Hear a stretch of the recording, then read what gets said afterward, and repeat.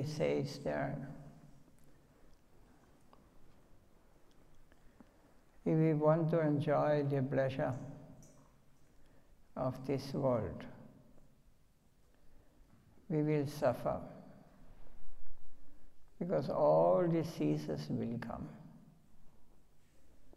It is a function of nature that you cannot enjoy.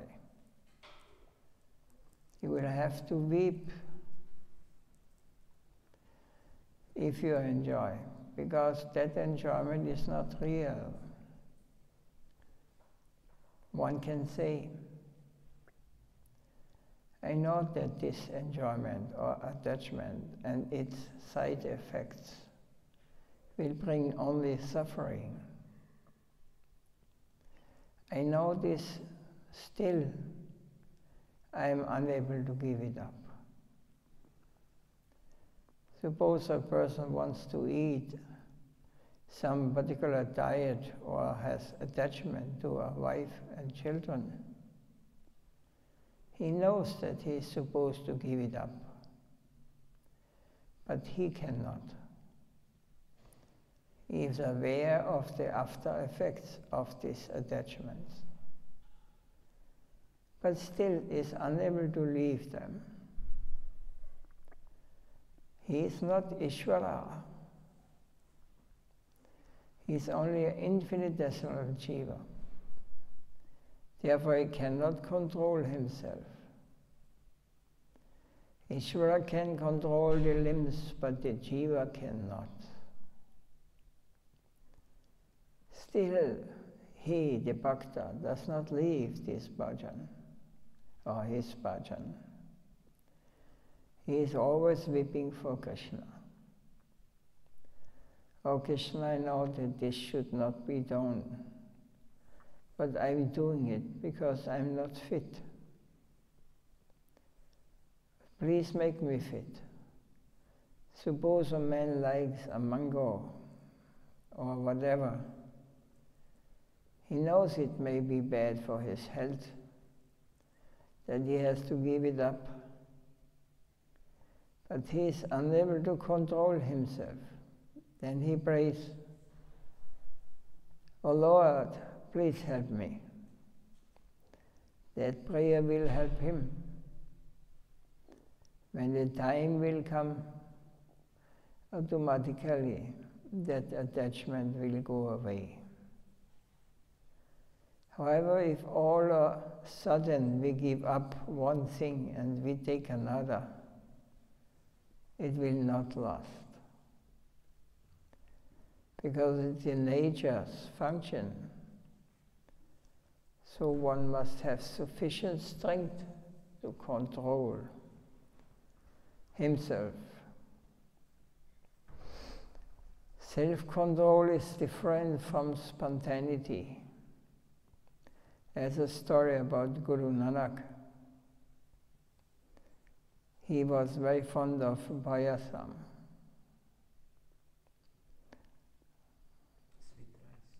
Yes, kheer, yes. So,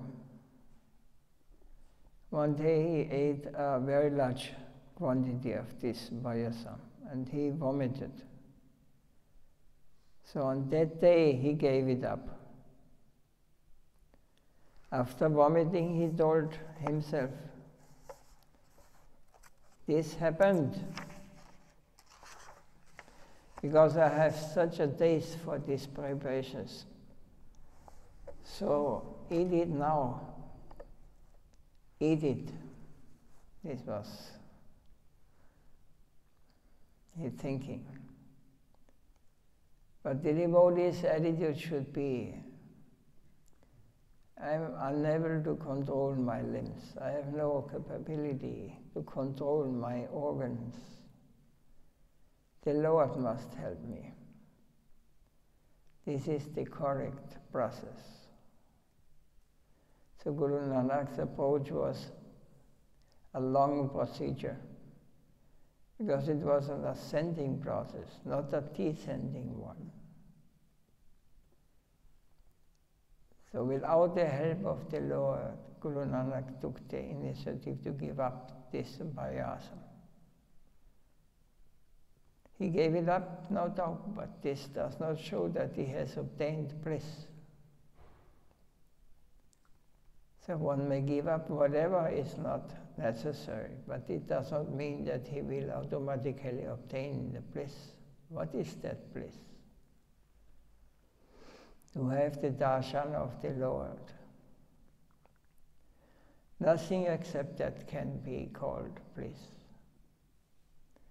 The bliss of yogis and jnanis is to give up their enjoyment, but they cannot be happy. Rasavarjam raso vyasa paramtustvanivartati. Forcing themselves, they say, no, I don't want to enjoy. But that will never last. Only when this detachment will come, automatically will it last. Like in the story of Bilvamangala, he was too attached to Chindamani, a harlot. One day he wanted to cross the river to go to that harlot, but there was a heavy flood. So the boats were not available. So he jumped into the river. Fortunately, I saw a corpse, took hold of it, was able to cross the river. He reached the harlot's house, but she was upstairs and there was no way to go inside. And he saw a rope hanging from the boundary wall. He caught hold of it and jumped over. He knocked at the harlot's door and went inside. Seeing him, Chindamani said, "How were you able to come here, sir?" He replied, "There was some rope there. With it, I could cross over the boundary wall. But there's no rope at all." Then with the help of some light, they saw that it was not a rope, but a snake. "So you did not realize that it was a snake, and you crossed the river holding onto the corpse. If you could have 1% of this attachment for Lord Krishna, you would be greatly benefited." Immediately upon hearing these words, he was transformed. "Yes, I prostrate before you. You are my Shiksha Guru. From today onward, I will stop with this attachment." After he went to his Diksha Guru Somagiri to take sannyas, and then he tore out his eyes because they were because of his calamities. Of course, this maybe seem like an ascending process, but he was weeping and weeping for Krishna. He remembered all his Leela and wrote the Krishna Karanamrita. He had so much attachment for Krishna. So whatever attachment he had for the harlot was doubled, tripled, 100 times more for Krishna. So he wrote many wonderful shlokas and he sang them. He was a blind man singing, and Krishna would come and listen to him. Once when he had finished, Krishna asked him, "Where do you want to go, sir?" "I want to go to that place." "Then take hold of my hand and come with me." So, taking Krishna's hand, he was guided to that particular place, and Krishna said, "Here's the place you wanted to reach." And he left. So this is the stage he had obtained. Anyhow, it is all the Lord's grace. Without his grace, sacrifice never lasts. Sacrifice depends upon the blessing of the Lord. So we have to depend upon the blessings of the Lord. This is Bhakti. We are not the ones who are going the ascending path.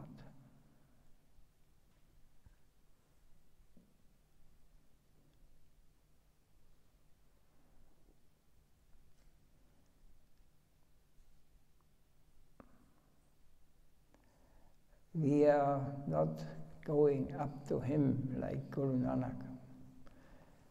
He did it by his saying, vomiting sweet eyes afterwards, and in this way, after his endeavor, he wanted to attain. But this is not the way of the pure devotee. He is just praying, I am not fit, cannot give up. So please, you help me, my Lord, without you, and it is coming from up to down.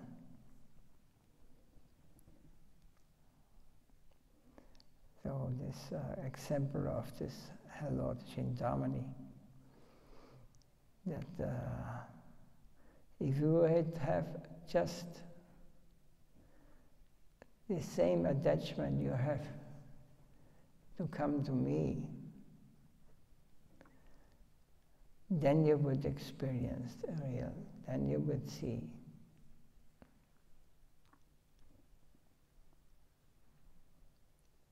But his robe,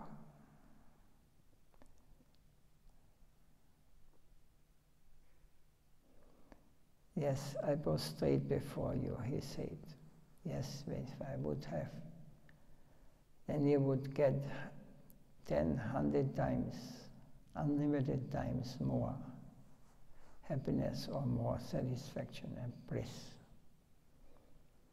And he went away. So, one devotee asked a question. Somebody is saying that it is necessary to read only Prabhupada's books, means Srila A.C. Bhaktivedanta Swami. And that this is the way to get his association.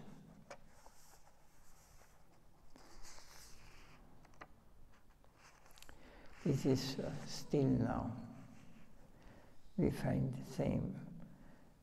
But on the other hand, Prabhupada says in many of his purports that the personal association with saintly persons is important. How can we fully realize that? And Srila Gurudev speaks.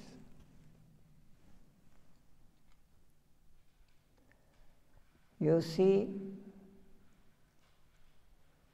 when sadhus are not available there are the Shastras, and you must read them. But when sadhus are available, near or far, you have to approach them. You have to talk with them. Because the scriptures may help us. But practically speaking, wherever you find a sadhu practicing, you should go to that sadhu and receive direct instructions from him. The scriptures cannot bless you. They may clear your doubts, but the blessing comes from the sadhus. This is another book he was writing, Life Comes from Life. So someone who has realized the scriptures, who are living the scriptures, he can bless us. The scriptures cannot bless her. You can only get knowledge from. And those, even if you read and if not realized, it may not give the result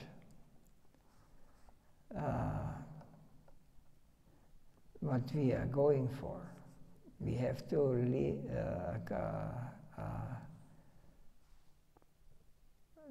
find a sadhu who is realized, who has understood, or he is coming from the higher plane.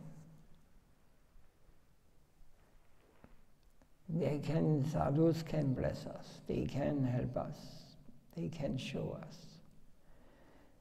They may clear your doubts, but the blessings come from the sadhus. You have to approach a living sadhu. There's no other way. He must bless us, he must bless us. But if you go to a sadhu who is not a real sadhu, then he will delude you. Then you will have to pray to Lord Krishna that he comes to you as a bona fide sadhu. You will do your duty by thinking. Only when Krishna will bless me will I get that association. We don't know for how long we will survive. Janma mrityu jara dukkha. We should know that we are unreal. We don't know what will happen 1 hour from now. So we should not procrastinate. We should not be lazy in doing this searching for a sadhu, for a real sadhu. There's a statement given by Ravana. Once I had an idea to build a ladder to Svagaloka. There was a great demoniac king, Ravan, in the time of Ramchandra. So he had the idea to build a ladder to the heavenly planets. The moon, by example. Yes, stairs. Yet it's but far away from these things, I think. So I could have done it, but I waited. No. Whatever you think is good, do it immediately. Do not delay. Krishna will help you. If you are not able, Krishna will help you to know how to adopt and select the process. He will give the remedy and the blessings. There is always Krishna. In the beginning, in the middle, at the end, there is Krishna. So without Krishna, nothing can be done. This is the devotee's conception, and this is called Krishna consciousness. We are not speaking of jnanis or yogis' conception. We are speaking of a Bhakta's conception. The obtainment of the Bhakta and that of the jnani or yogi are different. They are all different. The Bhakta is always happy. He does not want even moksha. He will never suffer if he has to take another birth. I will be happy to be born as a devotee or in a house of a devotee. Whether I may be a human form or a beast form, I must be close to a sadhu. Sadhu Sangha is always necessary. In Chaitanya Charitamrita is said, Sadhu Sangha, Sarvashasti Ghai, Lavamotta Sadhu Sangha, Sarvasiddhi Hoy. All the scriptures say, seek the association of sadhus. Which sadhus? Are living sadhus, not sadhus who have left this world. You can have their teachings through books, but the association of a living sadhu will be more effective. So if a sadhu is present, you have to approach him. Do not argue this. Do simply and practically things, seek the sadhu's association. You should talk to a sadhu, hear from him and observe his behavior. Then your heart will be greatly benefited. But if you only read the Shastras or the question of the sadhus, or the quotations of the sadhus, you will not have as much benefit. Sadhus are always present. Do not say that sadhus are not there. As long as the world will exist, sadhus will always be there. It is only by fortune that we will meet them. And if I come in contact with a sadhu, whatever blessing I need, I will get. So we do not have to compare ourselves with others. We do not have to hanker after worldly things. We only want Lord Krishna. If we feel a strong necessity, Krishna will come to us. We must feel this in necessity and practice immediately. Whatever the sadhu says, we have to obey him. If we go on reading the Shastras, they will never give us the same strength. By reading them, you can destroy your doubts, but you will be able to destroy them even more if you have the association of a sadhu. Because you can observe his activities and you can understand them. If you are sincere, you will get a sincere association. But if you are not sincere, you will get nothing. The sincerity must be there. It depends upon us. Because Krishna never deceives anybody. He is called Kritakya. And the Sahasranam, he is called Kritakya because whatever I do, he will accept. If I think of him and weep for him, he will help me. Beautiful realizations. Gurudev has. Yes, any question or any comments?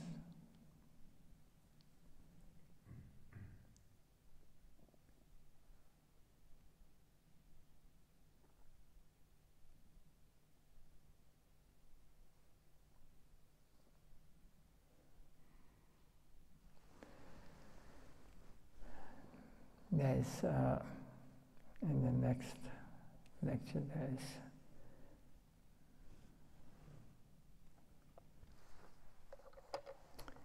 you may not, but it's not long, we can hear. It is Srila Maharaj's history in the Gaudiya Math, how our Gurudev came in contact with the Gaudiya Math. It was spoken also in 92 in Vrindavan, Gaudiya Math, Kartik Math. One devotee asking the question, when did you meet Bhakti Siddhanta Saraswati Thakur? And Srila Gurudev said, Saraswati Thakur in 1932 or 1933. You see, I used to read daily the Radha Prakash magazine. I was staying in Orissa, in the Ganjam district. I was a brahmachari and already initiated by some other Kula Guru. I was thinking that by coming in contact with this Gaudiya philosophy, I would undergo some difficulties. So I was not anxious to come to the institution. I used to go just to hear and have darshan. After Prabhupada's Timish, all the sannyasis told me, you should come, so I was forced to come. Since then I have been in the Gaudiya Math. And then devotee asked, when did you take initiation from him? Sri Gurudev, in 1932 or 33, I don't remember exactly. Did you meet him many times? Did you talk to him? Gurudev, only during darshan. Talking was not necessary. I was very young then. I was 18 or 20 years old. There were other people, many senior devotees, who did not see the necessity that I should talk to him. They never allowed me to talk. If I needed anything, they would go and talk to him on my behalf. So I could not meet him directly. I was contacting a superior authority. We were juniors. In 1942 and 1943, I was in the same house with Swami Maharaj, A.G. Bhaktivedanta Swami, along with Kesha Maharaj, Ashram Maharaj, Buddhayan Maharaj, Nishima Maharaj, and other Vaishnavas. These are not Bodhian Maharaj, your Gurudev. They are in the age of our Gurudev. They were named like this. After that, they all parted ways. Then in 1946, I was posted in Kobur, and I took charge of that math. I was there for 20 years, and after that, I started my own mission, which is still continuing. We all have different modes, but we still have connection. We don't consider each other as enemies. A devotee asked, how important is the institution to be Krishna conscious? Gurudev, being in the institution means that you have to follow the rules and regulations, and the institution is necessary to follow the rules and regulations of the scriptures. Institution means education.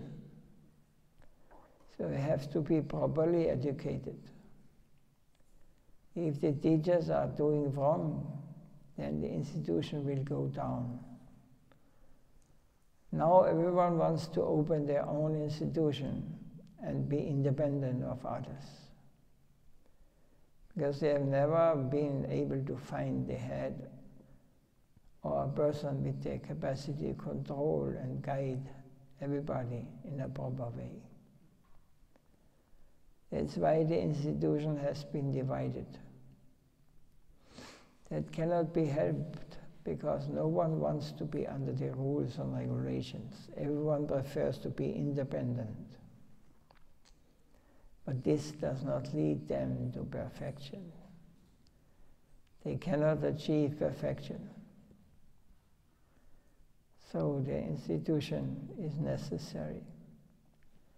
But it requires a proper guide. If the leaders are not qualified or selfish, they divide themselves and are not able to guide others.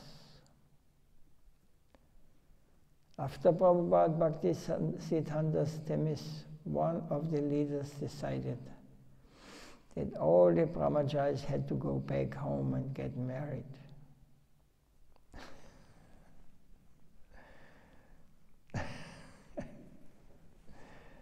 We had also one in my past. I was shocked.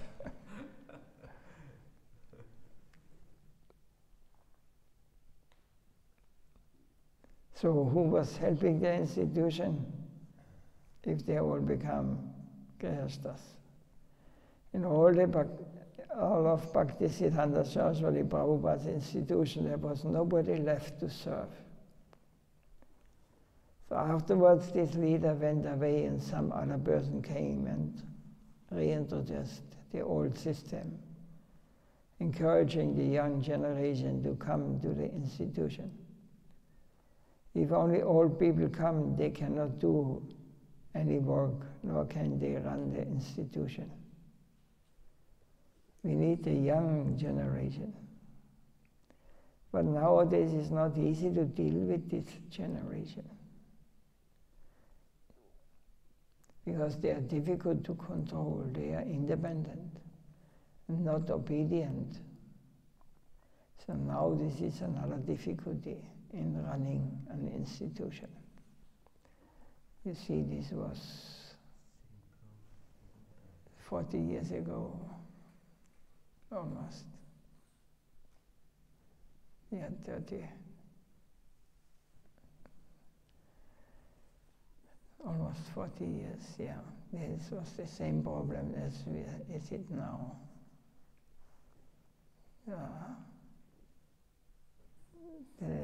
Nowadays it is not easy to deal with this generation, because they are difficult to control. They are independent and not obedient.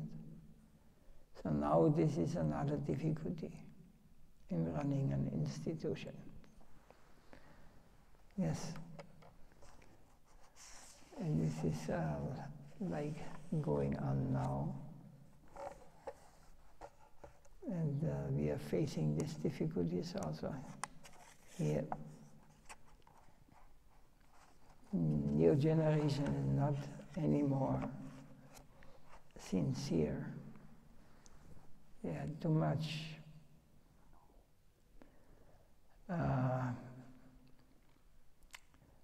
involved in this material plane, running for enjoyment.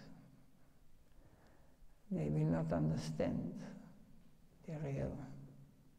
what is the real reality. They are running for temporary pleasures, and they are dying ignorant in ignorance, and they have to come again to continue their ignorance in another life, in another body. Nobody is sincere nowadays from the young. They may like something, but nobody can anymore decide, oh, I really want to know more. I want to go deeper. It's very difficult. Kali Yuga. So the older generation, it was more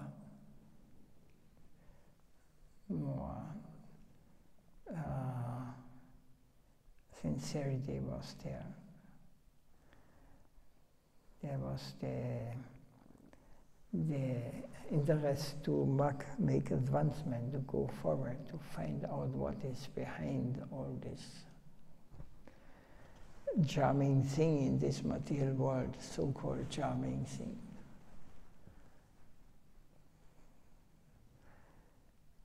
Nowadays,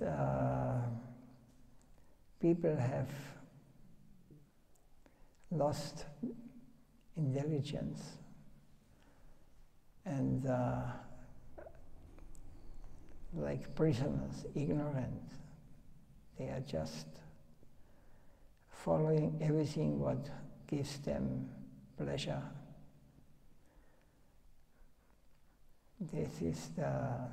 They accept this kind of teachers, gurus. And so in this way they go and experience the suffering in this material world. It is not made for enjoying for bliss in this material world you will never attain, only temporary.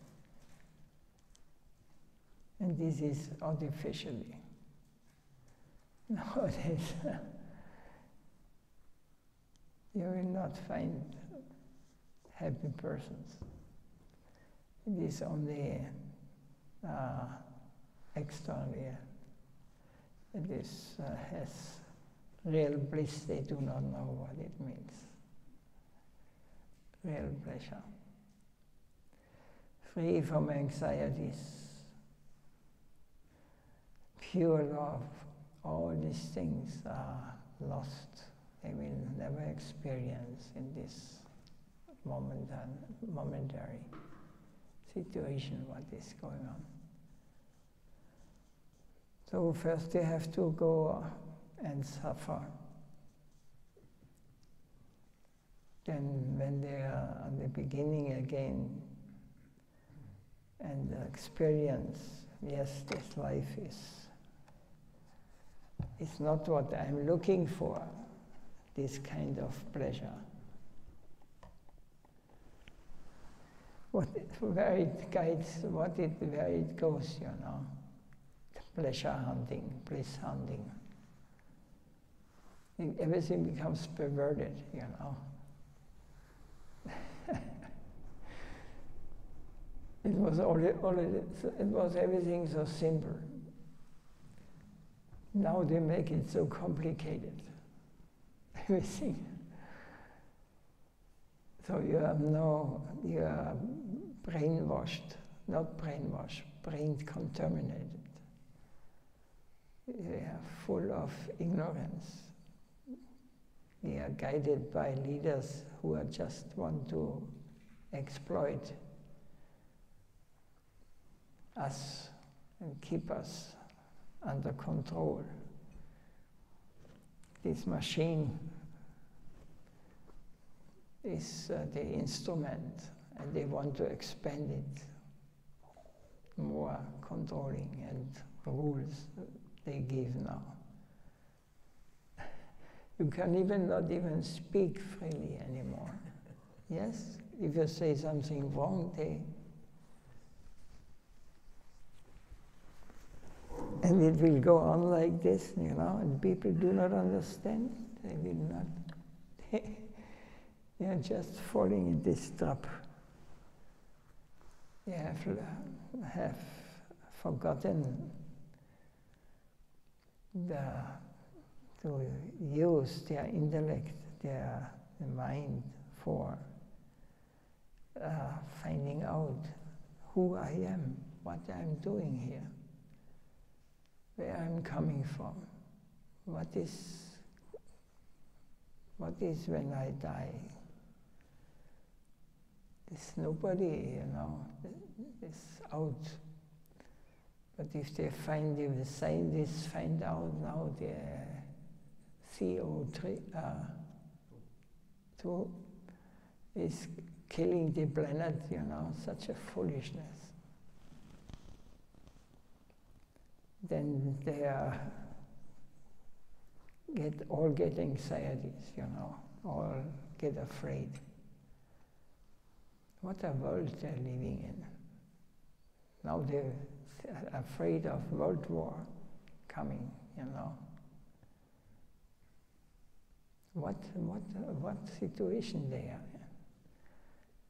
There's no time or no peace anymore. They cannot think properly. They live in anxiety. But they don't want to come out from this. They don't want to know the reality.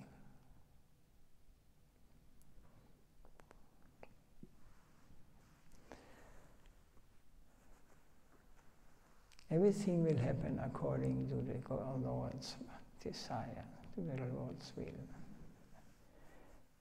What very arrogant and puffed up people, they think that I can do something, I can manipulate the nature. What they can do. Then if getting too hot, then you make cooling big fridge for the earth. Scientists cannot do it. When it gets too hot or it gets too cold, then you make fire everywhere. It's not under the human's control, there's some higher control. We think, foolishly we think we are the doers, we are the controllers. I mean, if I not do, if not all follow me, then everything goes, it will be finished, the humans. What a foolishness.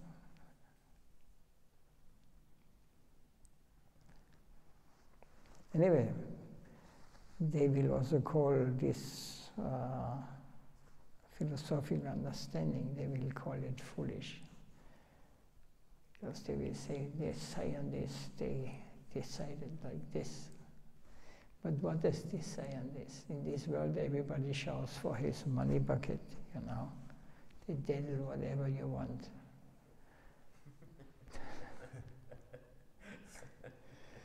If you just pay me. This is a horrible, illusory world, you know.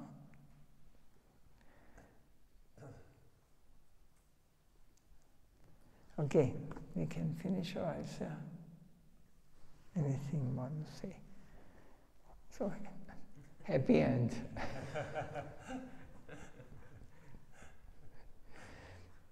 The warning is reality in this world.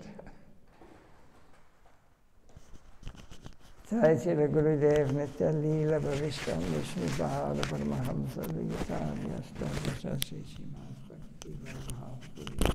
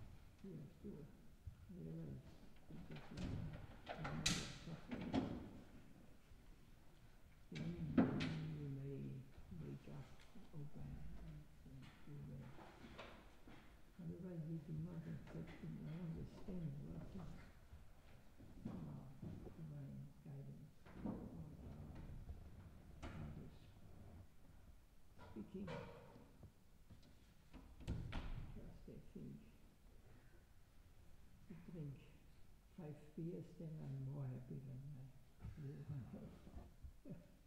I don't know, 5 beers enough. For somebody,